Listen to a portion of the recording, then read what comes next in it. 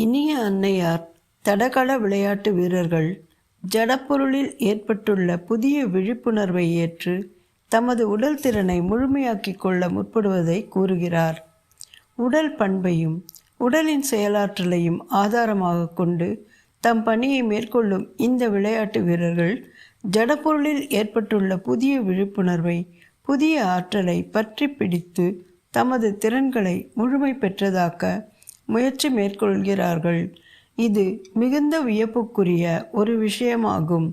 ஏனென்றால் இந்த வீரர்கள் உடல் ரீதியாக ஜடத்திற்கு கட்டுப்பட்டு இந்த ஜடத்துடன் ஒரு பரஸ்பர சார்பை கொண்டவர்கள்.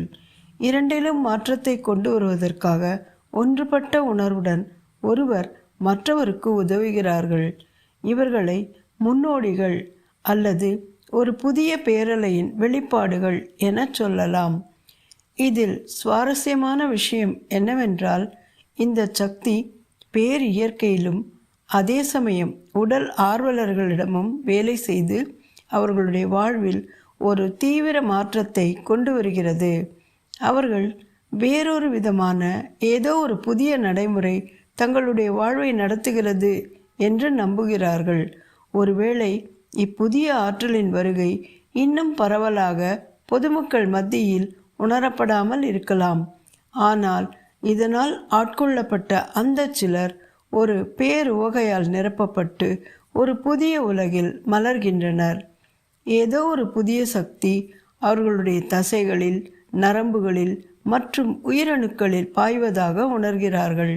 இதனால் அவர்கள் சக்தி, ஆற்றல், தைரியம் மற்றும் நீடித்திருக்கும் தன்மை இவைகளை பெற்று பௌதிக விதிகள் அனுமதிக்கும் வரம்புகளை தாண்டி செல்லவும் முற்படுகிறார்கள். இம்முயற்சியில் பிரபஞ்ச சக்தியின் புதிய ஒரு தளத்தின் நடைமுறையை ஏற்கின்றனர். இவ்வாறு ஒருவர் இவ்வுடலினால் எவற்றை சாதிக்க முடியும் என்பதை நிரூபிக்கிறார்கள்.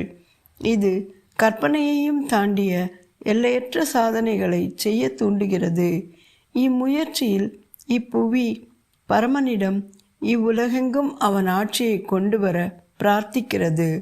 அணுக்களை திருவுருமாற்றும் இனிய அன்னையாரின் பாதங்கள் பதிந்து ஏற்பட்ட களி பேரு வகையை இப்புவி நன்றியுடன் நினைவு கூர்கிறது. பிரபஞ்சத்தின் அனைத்து கூறுகளும் பிரபஞ்சத்தின் ஒரு புதிய பிறப்பிற்காக, ஒரு புதிய பேருணர்வில் தாமும் பங்கெடுத்து கொள்ளும் ஆனந்தத்தில் மலர்வதற்காக இறைஞ்சுகின்றன.